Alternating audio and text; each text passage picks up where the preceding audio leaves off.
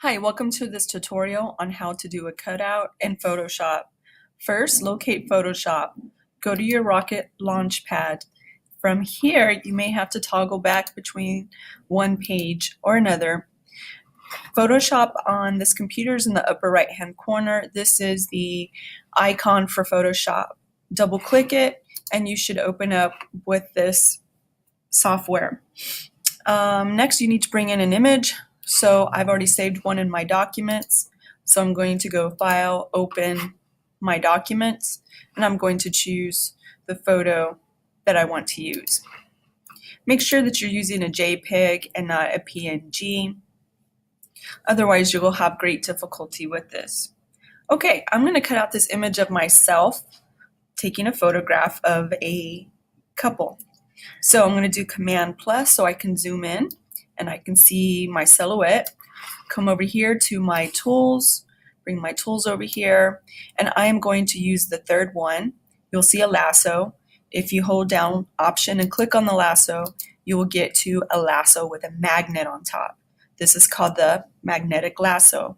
I'm going to lasso myself by tracing my silhouette, and I'm going to be very careful, especially when I have dark on dark, to click and physically make anchor points.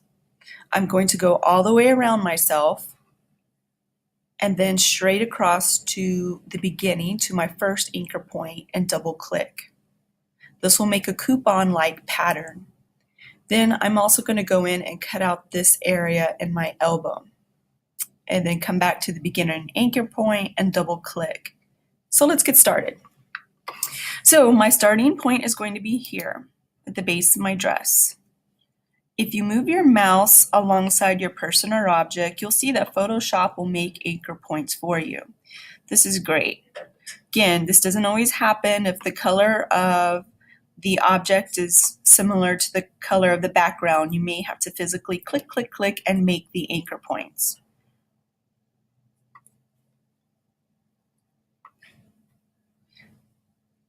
And right here, I'm coming up with that problem. But I'm just going to continue.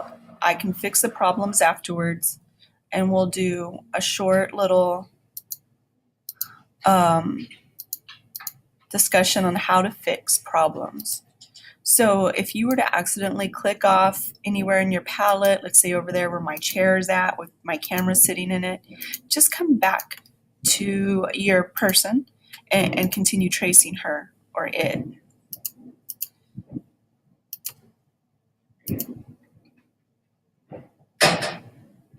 The main thing is just to make the initial trace of your person or object. Try to make it pretty and try to make it accurate. Okay, here at the bottom, I'm going to make a straight line across. For straight lines, I'm going to hold down Shift and then bring my lasso across. When I get back to that original point, which is right here where I'm pointing, I need to double click. Oops.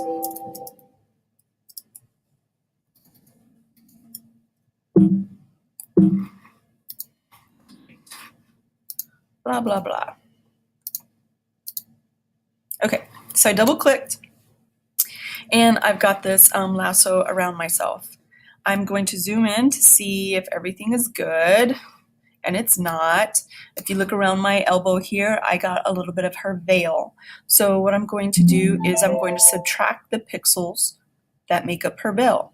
So I'm going to come over here, and as I hover over these buttons, one says add, one says subtract. I want to click on subtract.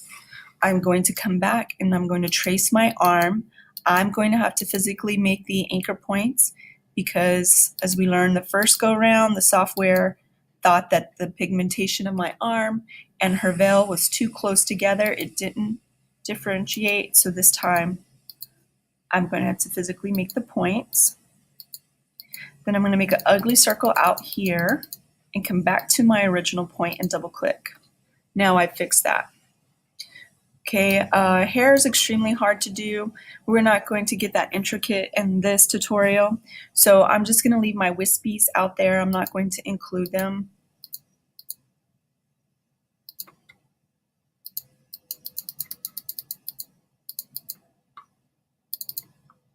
If you accidentally make an extra pixel, just double click on it.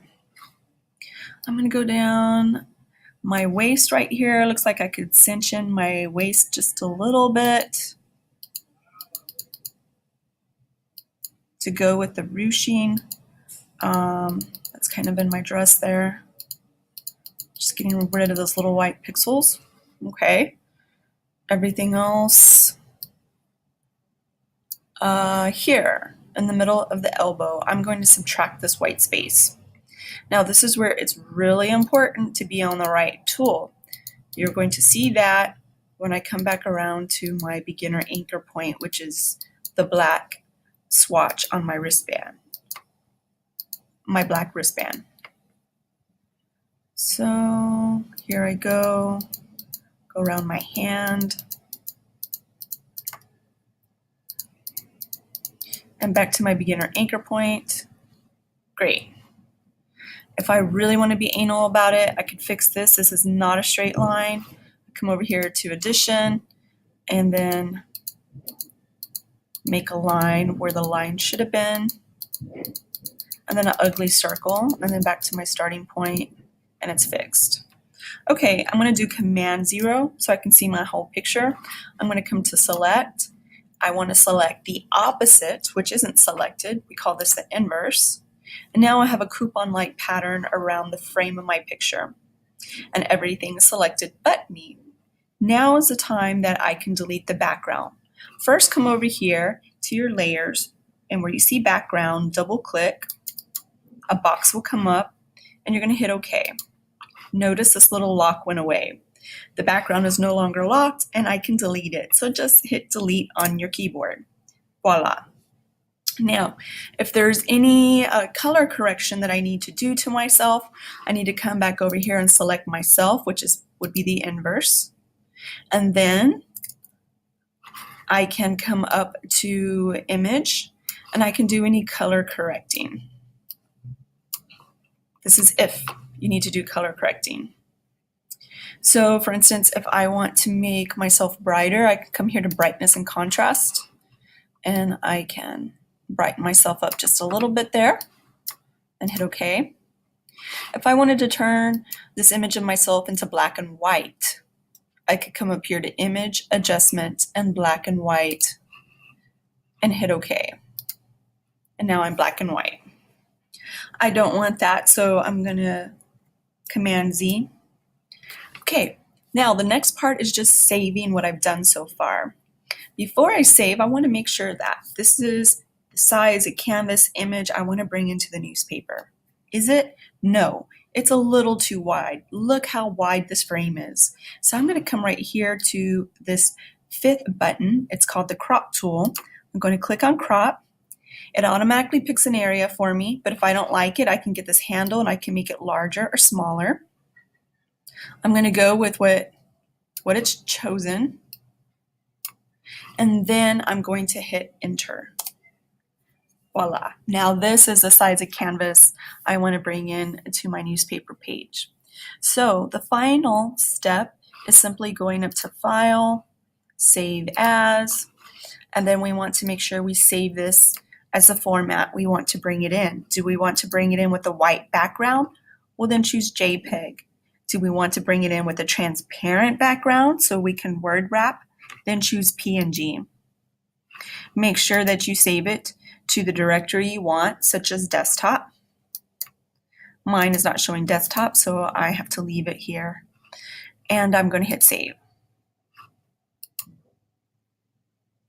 Okay, now that it's saved and it's on my desktop, I am going to go ahead and save this as a PSD or Photoshop file. It's already set to Photoshop.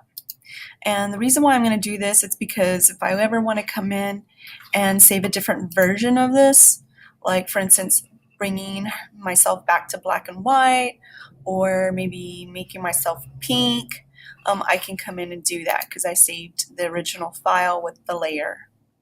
Or I can make layers with the PSD, a Photoshop file. So I'm also saving that. And then now I can exit Photoshop